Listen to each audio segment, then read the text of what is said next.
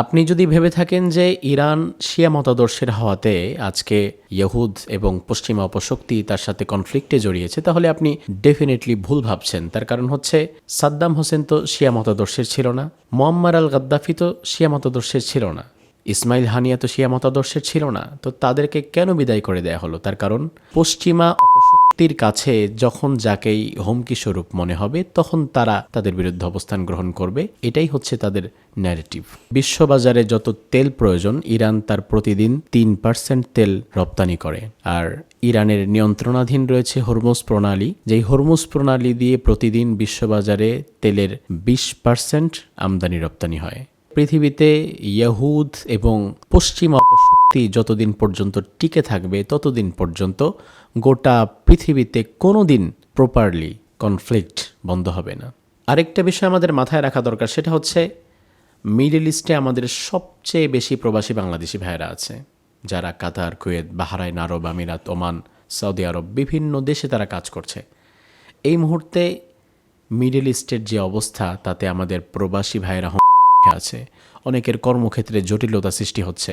দিন শেষে বিষয়টা হচ্ছে আমাদের প্রবাসী ভাইদের ওপরে যে ধাক্কাটা আসবে, এই ধাক্কাটা বাংলাদেশের রেমিটেন্সের উপরে আসবে। রেমিটেন্সের উপরে যে ধাক্কাটা আসবে, এই ধাক্কাটা আবার চলে আসবে বাংলাদেশের অর্থনীতির ওপরে, যার প্রত্যেকটা সাইড এফেক্ট পড়বে আমাদের প্রত্যেকের জীবনে। আমাদের কথা হচ্ছে আমরা যুদ্ধ নয়, শান্তি চাই। আসসালামু আলাইকুম ওয়া রাহমাতুল্লাহি ওয়া বারাকাতুহু। বর্তমান বিশ্ব পরিস্থিতি নিয়ে আমাদের সংক্ষিপ্ত এই বিশ্লেষণটি পরিপূর্ণ শুনে আপনি এরপরে আপনার মন্তব্য করবেন ইনশাআল্লাহ তাআলা। একদিকে ইরান, অন্যদিকে রয়েছে ইহুদ এবং পশ্চিমা অপশক্তি। প্রথমেই আমাদের যে বিষয়টি খুব ভালো করে বুঝতে হবে সেটি হচ্ছে আমরা কার পক্ষ গ্রহণ করব। একজন মুসলমান সর্বদা মাজলুমের পক্ষে অবস্থান নেবে। সাপোজ দুই কুফফার শক্তি যদি কোনোদিন লড়াই লিপ্ত হয়, তাহলে আমরা স্বাভাবিকত যিনি মাজলুম তার পক্ষে অবস্থান গ্রহণ করব এবং জালিমের বিরুদ্ধাচারণ করব। জালিম যদি মুসলিমও হয়, তবুও আমি সেই মুসলিম জালিমের পক্ষে দাঁড়াতে পারবো না। বর্তমান প্রেক্ষাপটে ইরান কি আধিপত্যবাদী আমেরিকার কাছে মাজলুম নয়? শিয়া সুন্নি মতপার্থক্যে আমরা যাব না। তার কারণ হচ্ছে আজকে ইরানের সাথে যে কনফ্লিক্টের জায়গাটা, এটা কিন্তু তার শিয়া মতাদর্শকে কেন্দ্র করে নয়, বরং কনফ্লিক্টের জায়গাটা হচ্ছে ইরান একটি মুসলিম কান্ট্রি, সেটা যেই মতাদর্শের হোক না কেন। আর সেন্ট্রাল কনফ্লিক্টের জায়গাটা হচ্ছে ইরান সে আধিপত্যবাদ এবং ইহুদ বিরোধী। ইহুদ এবং আধিপত্যবাদ পশ্চিমাদের যত ক্ষতি ইরান করতে পেরেছে, তত ক্ষতি অন্য কোনো মুসলিম কান্ট্রি করতে পারেনি। মিডল ইস্টের সবগুলো দেশে আমেরিকার নিজস্ব সৈন্যদের ঘাঁটি রয়েছে, সেটা ইরানের মাঝে নাই। আপনি কাতার, কুয়েত, বাহরাইন, আরব আমিরাত, দুবাই সহকারে সকল দেশের মাঝে আমেরিকা তার নিজস্ব ঘাঁটি বানিয়ে রেখেছে, কিন্তু ইরান তার মাঝে আমেরিকার কোনো ঘাঁটি বসাতে দেয়নি। এবং একই সাথে ইরান নিউক্লিয়ার তৈরিতে আগাতে চাচ্ছে, যা পশ্চিমা দাদাগিরির জন্য হুমকি স্বরূপ। আপনি যদি ভেবে থাকেন যে ইরান শিয়া মতাদর্শের হাওয়াতে আজকে ইহুদ এবং পশ্চিমা অপশক্তি তার সাথে কনফ্লিক্টে জড়িয়েছে, তাহলে আপনি ডেফিনেটলি ভুল ভাবছেন। তার কারণ হচ্ছে সাদ্দাম হোসেন তো শিয়া মতাদর্শের ছিল না, মুয়াম্মার আল গাদ্দাফি তো শিয়া মতাদর্শের ছিল না, ইসমাইল হানিয়া তো শিয়া মতাদর্শের ছিল না। তো তাদেরকে কেন বিদায় করে দেয়া হলো? তার কারণ পশ্চিমা অপশক্তির কাছে যখন যাকেই হুমকি স্বরূপ মনে হবে তখন তারা তাদের বিরুদ্ধে অবস্থান গ্রহণ করবে।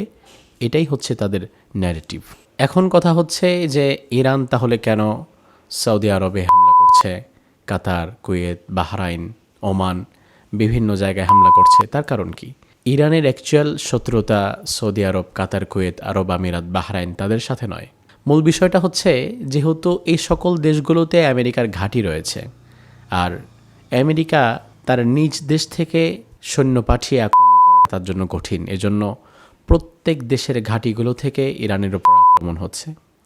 তো বিষয় হচ্ছে আমার আক্রমণটা ঠিক যে জায়গা থেকে আসবে, আমার শত্রুদেরকে যারা পেলে পুষে বড় করছে, তাদেরকে ফাইটার জেট পরিচালনার জন্য যারা তেল দিচ্ছে, স্বাভাবিকতই তো তারা আমার শত্রুতে পরিণত হবে। এজন্য ইরান মিডল ইস্টের সেই দখলদার আধিপত্যবাদীদের সেই ঘাঁটিগুলোতে আক্রমণ করছে এবং তেল শোধনাগার যে জায়গাগুলো আছে সেই জায়গাগুলোতে আক্রমণ করছে। এখন কথা হচ্ছে এই পরিস্থিতিতে আমরা কি করব? স্বাভাবিকত আমরা যারা আছি আসলে এই পরিস্থিতিটা আমাদের জন্য সুখকর নয়, তার কারণ এই যুদ্ধটা আমাদের কারো জন্যই কল্যাণ বয়ে আনবে না। এবং ধারণা করা হচ্ছে যে এখান থেকেই তৃতীয় বিশ্বযুদ্ধের সূত্রপাত হতে পারে, যা অত্যন্ত ভয়াবহ বিপর্যয় ডেকে আনবে।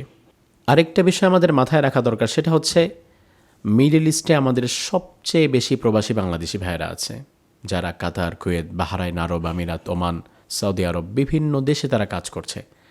এই মুহূর্তে মিডল ইস্টের যে অবস্থা, তাতে আমাদের প্রবাসী ভাইয়েরা হুমকির মুখে আছে। বিভিন্ন জায়গায় অনেকে ইতোমধ্যে দুনিয়া থেকে বিদায় গ্রহণ করেছেন, অনেকের কর্মক্ষেত্রে জটিলতা সৃষ্টি হচ্ছে। দিন শেষে বিষয়টা কি দাঁড়ালো? দিন শেষে বিষয়টা হচ্ছে আমাদের প্রবাসী ভাইদের ওপরে যেই ধাক্কাটা আসবে, এই ধাক্কাটা বাংলাদেশের রেমিটেন্সের উপরে আসবে। রেমিটেন্সের উপরে যে ধাক্কাটা আসবে, এই ধাক্কাটা আবার চলে আসবে বাংলাদেশের অর্থনীতির উপরে, যার প্রত্যেকটা সাইড এফেক্ট পড়বে আমাদের প্রত্যেকের জীবনে। অর্থাৎ আমাদের এখন স্বাভাবিক যেই জীবন মান আছে, এই টোটাল বিষয়টা ডিস্ট্রয় হয়ে যেতে পারে। অর্থাৎ গোটা বিশ্বে এখন তেল শোধনাগারে যেইভাবে আক্রমণ চালানো হচ্ছে, তাতে খুব শীঘ্রই তেলের প্রকট সংকট দেখা যেতে পারে, যেটা আমাদের জন্য অশনি সংকেত। তার কারণ এই যে ইলেকট্রিসিটি, এসি, গাড়ি সহকারে যা চলছে সব কিছুই কিন্তু তেলের উপরে নির্ভরশীল। আরেকটা বিষয় হচ্ছে, বিশ্ববাজারে যত তেল প্রয়োজন, ইরান তার প্রতিদিন 3% তেল রপ্তানি করে। আর ইরানের নিয়ন্ত্রণাধীন রয়েছে হরমুজ প্রণালী, যেই হরমুজ প্রণালী দিয়ে প্রতিদিন বিশ্ববাজারে তেলের 20% আমদানি রপ্তানি হয়। তার মানে আপনি বুঝতে পারছেন, অর্থাৎ টোটালি 23% তেল কিন্তু ইনডাইরেক্টলি অর ডাইরেক্টলি ইরানের কাছে। অর্থাৎ ইরান চাইলে সেই তেলের ইনকামিং আউটগোয়িং এটাকে অফ করে দিতে পারে। তাহলে বিষয়টা যেটা হতে পারে, খুব শীঘ্রই গোটা বিশ্বে তেলের ক্রাইসিস দেখা দেবে, এবং যার একটা ব্যাড এফেক্ট গোটা পৃথিবীর মতো বাংলাদেশেও এসে পড়বে। ওই মুহূর্তে আমাদের অবস্থাটা কতটা করুণ হয়ে যাবে। তো আজ আপনি ইরান, ইয়াহুদ এবং পশ্চিমা অপশক্তির এই যুদ্ধ নিয়ে হাসি তামসা করছেন। খুব শীঘ্রই তো হতে পারে যে এর সাইড এফেক্ট হতে হতে বাংলাদেশের অর্থনীতিতে এত বড় ধাক্কা খাবে, যে ধাক্কা কাটিয়ে ওঠা আমাদের জন্য কঠিন। পৃথিবীতে ইয়াহুদ এবং পশ্চিমা অপশক্তি যতদিন পর্যন্ত টিকে থাকবে, ততদিন পর্যন্ত গোটা পৃথিবীতে কোনো দিন প্রপারলি কনফ্লিক্ট বন্ধ হবে না, যুদ্ধ বন্ধ হবে না। তার কারণ তারা ভালো করেই জানে তাদের মূল বিজনেস হচ্ছে যুদ্ধ, divide and rule and arms supply. গোটা পৃথিবীতে ইয়াহুদ এবং নাসারা এই জনগোষ্ঠীরা যেই অস্ত্র ব্যবসা করবে, এই ব্যবসার জন্য যুদ্ধ হওয়াটা প্রয়োজন। এই জন্য তারা ইচ্ছেকৃতভাবেই গোটা পৃথিবীতে এই যুদ্ধকে অ্যাক্টিভ রাখবে। এজন্য এই মুহূর্তে আমাদেরকে যুদ্ধের জন্য খুব বেশি উদ্গ্রীব না হয়ে, উস্কানিমূলক কথা না বলে, ফেসবুকে, ইউটিউবে যাচ্ছে তাই কথা বলে ভিডিও আপলোড না করে আল্লাহ সুবহানাহু ওয়া তাআলার কাছে বেশি করে দোয়া করা উচিত, যেন এই যুদ্ধ বন্ধ হয়ে যায়। তার কারণ এই যুদ্ধের দিন যত বাড়তে থাকবে, আমাদের অশনি সংকেত তত ঘনিয়ে আসবে। পরিশেষে আমাদের কথা হচ্ছে, আমরা যুদ্ধ নয়, শান্তি চাই। আল্লাহ সুবহানাহু ওয়া তাআলা পৃথিবী থেকে ইয়াহুদ এবং পশ্চিমা অপশক্তিকে বিদায় করে দিক।